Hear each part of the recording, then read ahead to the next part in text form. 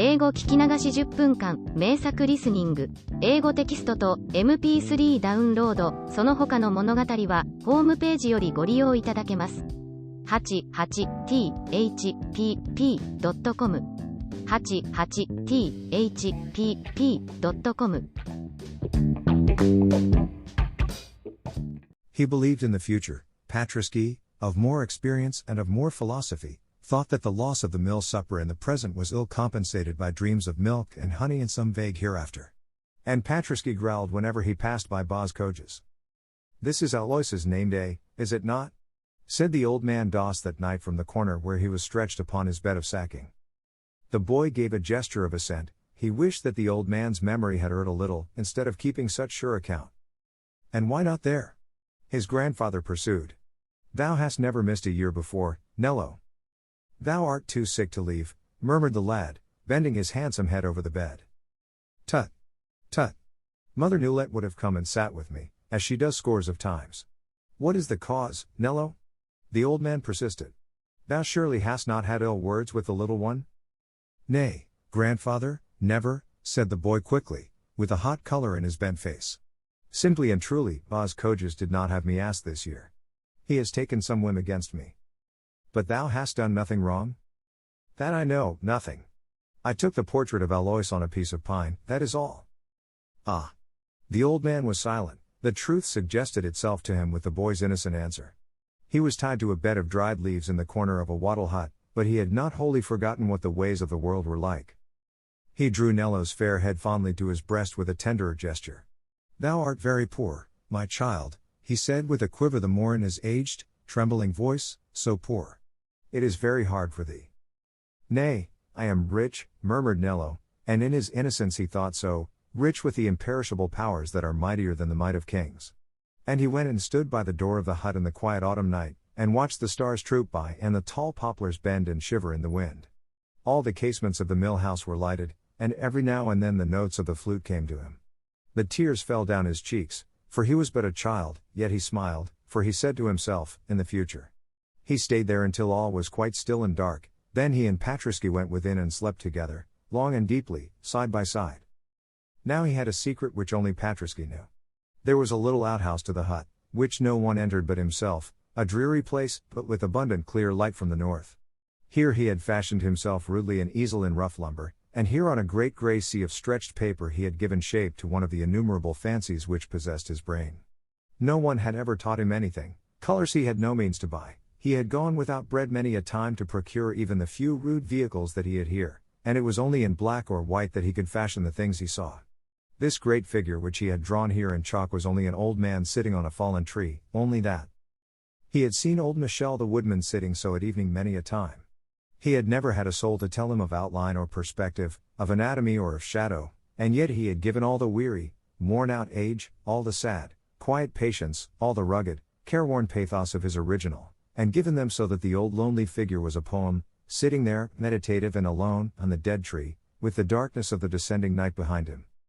It was rude, of course, in a way, and had many faults, no doubt, and yet it was real, true in nature, true in art, and very mournful, and in a manner beautiful. Patriski had lain quiet countless hours watching its gradual creation after the labor of each day was done, and he knew that Nello had a hope, vain and wild perhaps, but strongly cherished, of sending this great drawing to compete for a prize of 200 francs a year which it was announced in Antwerp would be open to every lad of talent, scholar or peasant, under 18, who would attempt to win it with some unaided work of chalk or pencil. 3 of the foremost artists in the town of Rubens were to be the judges and elect the victor according to his merits. All the spring and summer and autumn Nello had been at work upon this treasure, which, if triumphant, would build him his first step toward independence and the mysteries of the art which he blindly, ignorantly and yet passionately adored. He said nothing to anyone, his grandfather would not have understood, and little Alois was lost to him. Only to Patriski he told all, and whispered, "Rubens would give it me, I think, if he knew." Patriski thought so too, for he knew that Rubens had loved dogs or he had never painted them with such exquisite fidelity, and men who loved dogs were, as Patriski knew, always pitiful. The drawings were to go in on the first day of December, and the decision be given on the 24th, so that he who should win might rejoice with all his people at the Christmas season. In the twilight of a bitter wintry day, and with a beating heart, now quick with hope, now faint with fear, Nello placed the great picture on his little green milk cart, and took it, with the help of Patraschi, into the town, and there left it, as enjoined, at the doors of a public building. Perhaps it is worth nothing at all. How can I tell? He thought, with the heart sickness of a great timidity. Now that he had left it there, it seemed to him so hazardous, so vain, so foolish, to dream that he, a little lad with bare feet, who barely knew his letters, could do anything at which great painters, real artists, could ever deign to look. Yet he took heart as he went by the cathedral. The lordly form of Rubens seemed to rise from the fog and the darkness, and to loom in its magnificence before him, whilst the lips, with their kindly smile, seemed to him to murmur, "Nay, have courage. It was not by a weak heart and by faint fears that I wrote my name for all time upon Antwerp." Nello ran home through the cold night, comforted. He had done his best, the rest must be as God willed, he thought, in that innocent, unquestioning faith which had been taught him in the little grey chapel among the willows and the poplar trees. The winter was very sharp already. That night, after they reached the hut, snow fell, and fell for very many days after that, so that the paths and the divisions in the fields were all obliterated, and all the smaller streams were frozen over, and the cold was intense upon the plains.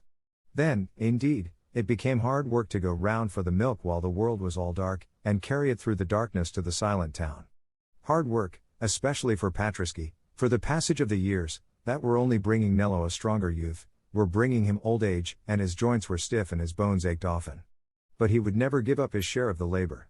Nello would fain have spared him and drawn the cart himself, but Patraschi would not allow it. All he would ever permit or accept was the help of a thrust from behind to the truck as it lumbered along through the ice ruts. Patraschi had lived in harness, and he was proud of it. He suffered a great deal sometimes from frost, and the terrible roads, and the rheumatic pains of his limbs, but he only drew his breath hard and bent his stout neck, and trod onward with steady patience. "Rest thee at home, Patraschi, it is time thou didst rest, and I can quite well push in the cart by myself," urged Nello many a morning, but Patraschi, who understood him aright, would no more have consented to stay at home than a veteran soldier to shirk when the charge was sounding, and every day he would rise and place himself in his shafts, and plod along over the snow through the fields that his 4 round feet had left their print upon so many, many years. One must never rest till one dies, thought Patraschi, and sometimes it seemed to him that the time of rest for him was not very far off. His sight was less clear than it had been, and it gave him pain to rise after the night's sleep, though he would never lie a moment in his straw when once the bell of the chapel tolling 5 let him know that the daybreak of labor had begun. "My poor Patraschi, we shall soon lie quiet together, you and I," said old Jehan Doss, stretching out to stroke the head of Patraschi with the old withered hand which had always shared with him its one poor crust of bread, and the hearts of the old man and the old dog ached together with one thought: when they were gone, who would care for their darling? One afternoon, as they came back from Antwerp over the snow, which had become hard and smooth as marble over all the Flemish plains, they found dropped in the road a pretty little puppet, a tambourine player, all scarlet and gold, about 6 inches high, and, unlike greater personages when fortune lets them drop, quite unspoiled and unhurt by its fall. It was a pretty toy. Nello tried to find its owner, and, failing, thought that it was just the thing to please Alois.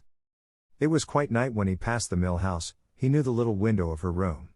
It could be no harm, he thought, if he gave her his little piece of treasure trove. They had been playfellows so long. There was a shed with a sloping roof beneath her casement. He climbed it and tapped softly at the lattice. There was a little light within. The child opened it and looked out half frightened. Nello put the tambourine player into her hands. "Here is a doll I found in the snow, Alois. Take it," he whispered, "take it, and God bless thee, dear." He slid down from the shed roof before she had time to thank him, and ran off through the darkness. That night there was a fire at the mill. Outbuildings and much corn were destroyed, although the mill itself and the dwelling house were unharmed. All the village was out in terror, and engines came tearing through the snow from Antwerp. The miller was insured, and would lose nothing. Nevertheless, he was in furious wrath, and declared aloud that the fire was due to no accident, but to some foul intent. Nello, awakened from his sleep, ran to help with the rest. Bas Coges thrust him angrily aside. "Thou wert loitering here after dark," he said roughly. "I believe, on my soul, that thou dost know more of the fire than any one." Nello heard him in silence, stupefied, not supposing that any one could say such things except in jest, and not comprehending how any one could pass a jest at such a time. Nevertheless, the miller said the brutal thing openly to many of his neighbors in the day that followed, and though no serious charge was ever preferred against the lad, It got bruited about that Nello had been seen in the mill yard after dark on some unspoken errand, and that he bore Boz Coges a grudge for forbidding his intercourse with little Eloise, and so the hamlet, which followed the sayings of its richest landowner Servally, and whose families all hoped to secure the riches of Alois in some future time for their sons, took the hint to give grave looks and cold words to old Jihan Das's grandson. No one said anything to him openly, but all the village agreed together to humor the miller's prejudice, and at the cottages and farms where Nello and Patriski called every morning for the milk for Antwerp, downcast glances and brief phrases replaced to them the broad smiles and cheerful greetings to which they had been always used.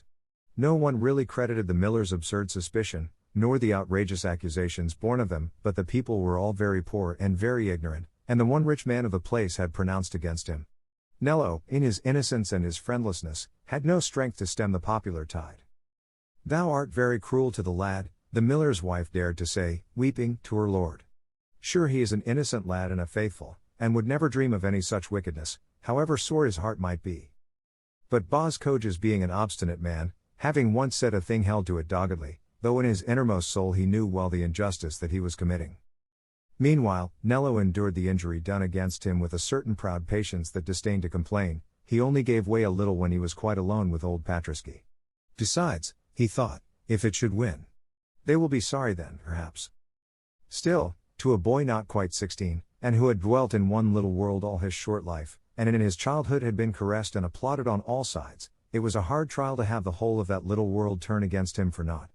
Especially hard in that bleak, snowbound, famine-stricken winter-time, when the only light and warmth there could be found abode beside the village hearths and in the kindly greetings of neighbors.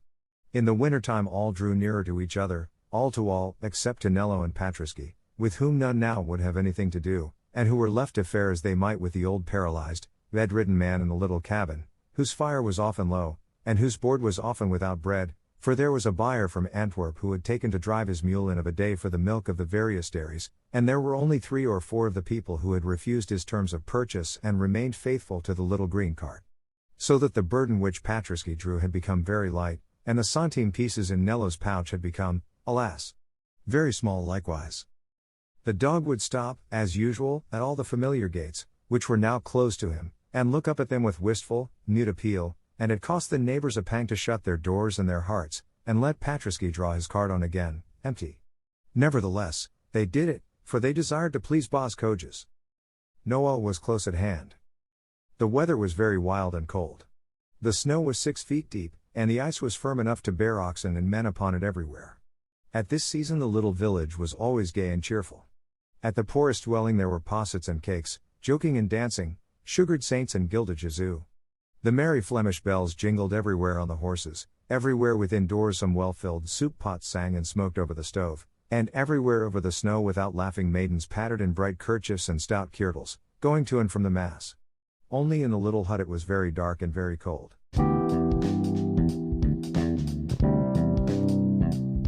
英語聞き流し10分間、名作リスニング、英語テキストと MP3 ダウンロード、その他の物語は、ホームページよりご利用いただけます。88thpp.com 88thpp.com